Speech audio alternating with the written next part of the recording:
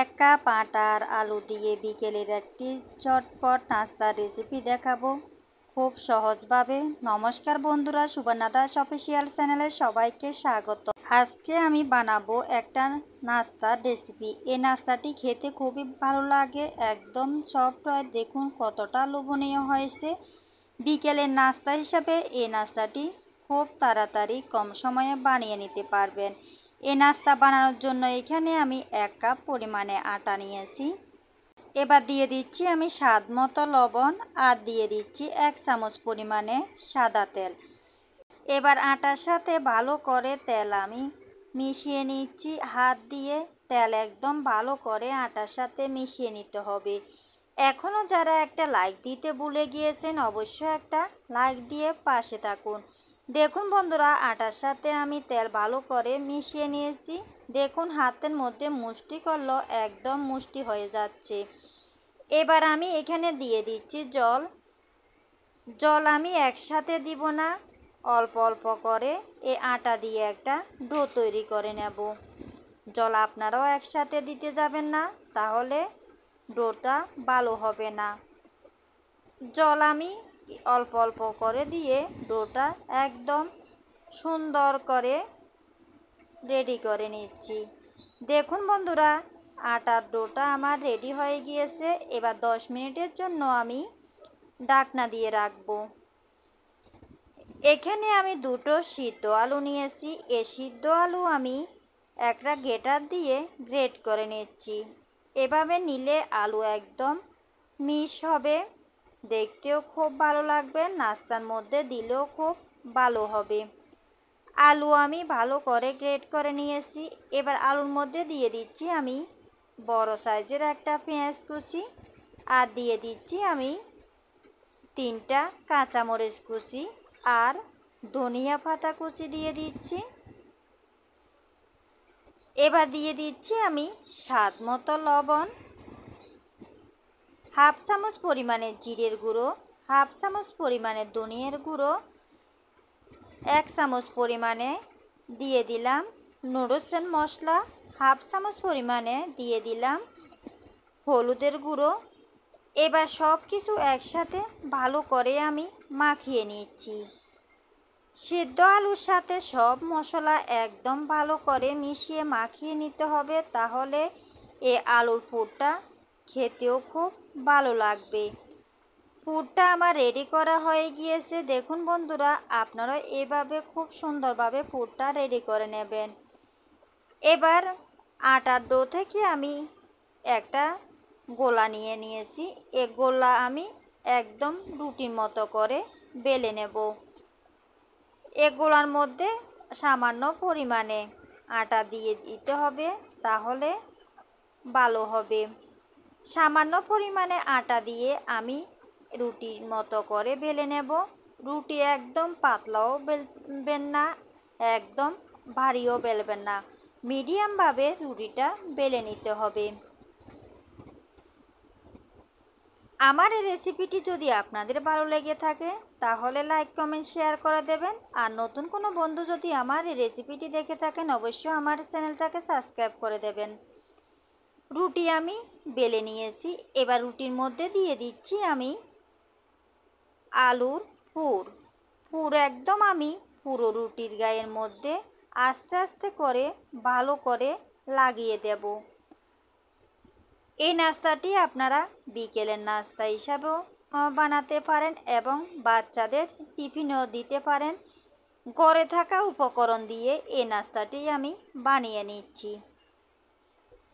আলুর পুর আমি ভালো করে রুটির মধ্যে লাগিয়ে দিয়েছি। এবার আমি ভাঁজ করে নিচ্ছি। ভাঁজ করার সময় একদম হাত দিয়ে চেপে চেপে ভাঁজ করবেন, তাহলে আলুর পুর একদম বের হবে না।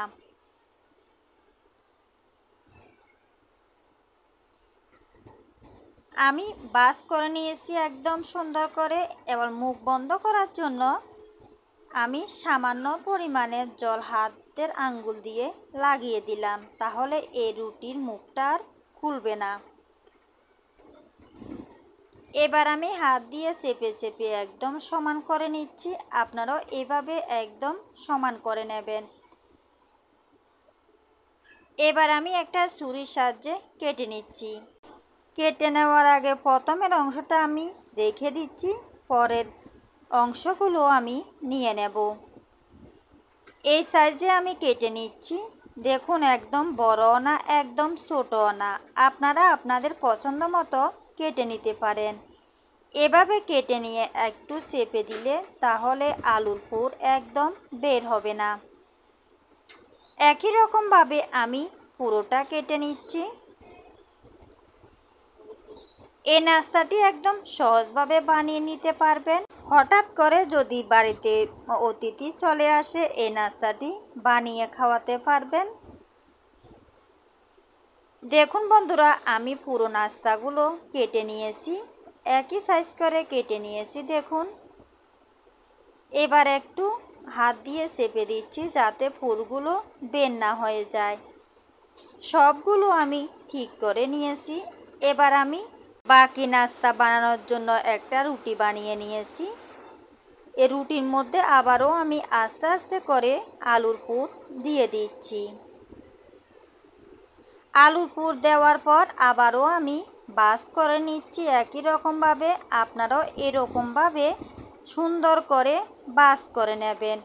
ভাঁজ করে নেওয়ার পর একটু আঙ্গুল দিয়ে জল লাগিয়ে নেবেন, তাহলে মুখ একদম ভালো করে লেগে যাবে। একই রকমভাবে আমি আবারও কেটে নিচ্ছি। দেখুন, একই সাইজ করে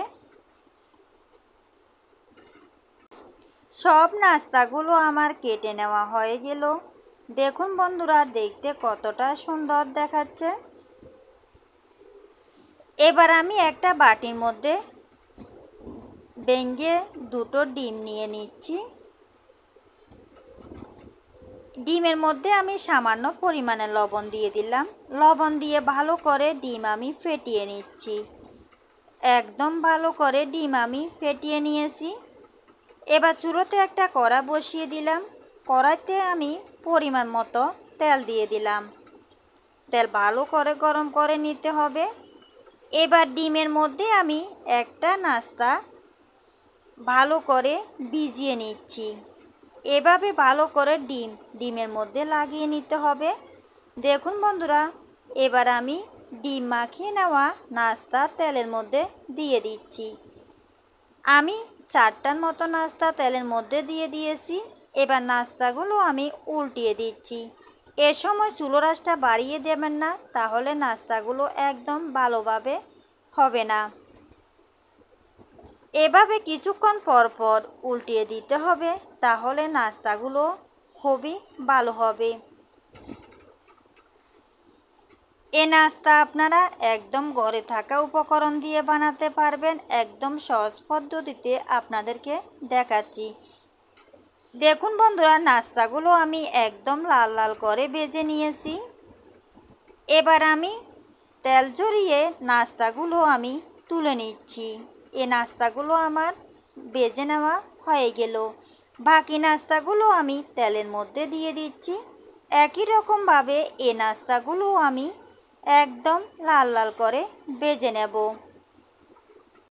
এই নাস্তাগুলো আমি উল্টিয়ে একদম লাল লাল করে কিছুক্ষণ লাড়িয়ে চাড়িয়ে ভেজে নিয়েছি। তেল ঝরিয়ে আমি নাস্তাগুলো আমি তুলে নিচ্ছি। দেখুন বন্ধুরা, দেখতে কতটা সুন্দর হয়েছে। আপনাদের যদি এই নাস্তাটি ভালো লেগে থাকে তাহলে একবার বাসায় ট্রাই করবেন। সবাই ভালো থাকবেন, সুস্থ থাকবেন। ধন্যবাদ সবাইকে।